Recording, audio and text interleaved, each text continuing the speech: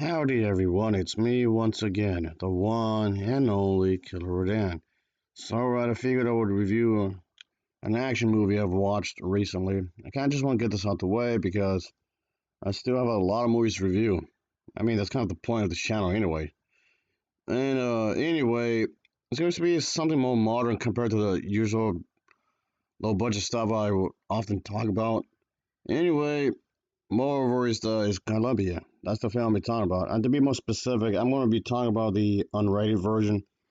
And yeah, this is like the only version I've seen, really. So I can't really tell you how much different it is from the theatrical cut, really. I know you're just going to insert scenes that were probably there originally, but they were just placed back, I guess. So you're going to have all that content right then. Yes, it's going to be a bit more violent than the original version, of course, which I'm fine with. Because if something's intended to be a certain way, leave it alone. Which I've which I've mentioned like a multitude of different times on this channel. So here we go, I reckon. But anyway, this is an action movie. I just thought I was talk about it because might as well, I guess. Anyway, I talk about different stuff to begin with. Well, whatever. As usual, let's talk about the plot, shall we? Oh yeah. My old movie here starts off with the main character fairly young, and she pretty much witnesses something rather horrific. And yeah, the beginning part of the film spends a good amount of time, at least in this version, with the main character's a little girl, at least for a little bit, and she witnesses somebody really important to her died. He gets murdered right in front of her, and that's gonna be traumatizing right there. So he pretty much starts off pretty quickly with some action, and it pretty much gets to the point really when you think about it. But anyway, so years later, fast forward quite some time, she pretty much becomes this professional assassin because, well, it's like a one-person army kind of action film, pretty much, as the main character now wants to seek revenge for the murder of her parents. So it's one of these revenge type movies. And quite a bit of these I've talked about. I mean, a lot of these. And yes, obviously, she's out to get the person and who's responsible. And so yeah, she's pretty much this young woman who grows up to be stone cold an assassin after witnessing the death of her parents. The murder had occurred as a child in a certain place. She works for her uncle as a hitman, but by day, I guess her personal time is spent engaging in vigilante murders, I guess, that she hopes will lead her to her ultimate target. The the monster, the individual responsible for the death of parents. And it's very, I guess, it's very straightforward stuff. Quite clear, it's very straightforward stuff when you think about it. So there was that, I guess. And this, by the way, oddly enough, was actually a little fun fact for you folks. This script, this film, this movie right here, was actually based upon on a script that was set originally anyway to be a sequel to the film titled The Professional from '94. The story was set to follow the little girl in that movie, and it's pretty much more or less the same thing was going to happen here. I guess you would say they had wronged that character in that movie. So yeah, this was originally going to be a sequel to a completely different movie. The concept itself was going to be, I guess, kind of more or less the same way, but unfortunately, the script was reworked because due to the rights with the studios behind the first movie, so it was canceled. So, like I said, the script was reworked into this film. So yeah, what makes me wonder what would have happened if this was, of course, was kept the way it was originally done. So a little bit lost media for you folks. So yeah, there was actually three different versions of this film that exists. Not including this one, of course. So I guess four. I guess you can count this one. There was the original international version of this film.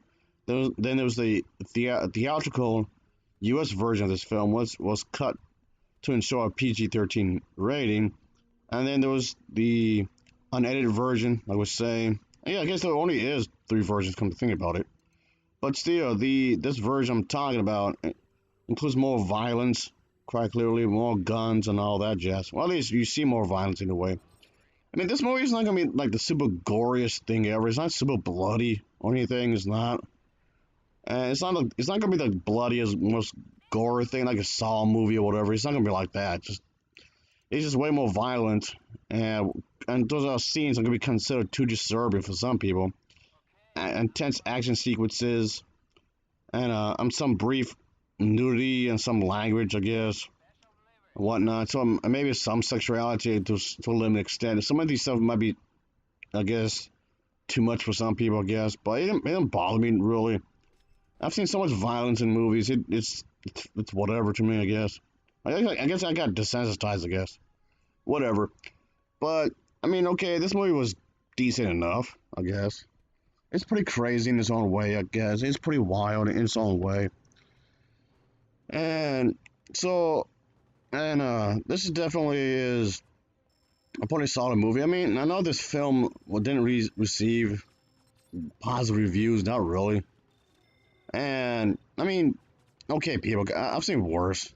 I mean, it's not like an Ed Wood movie and whatnot. I know this film got seriously uh, horrendous reviews with some people, I guess. But come on, you would consider this as a bad movie?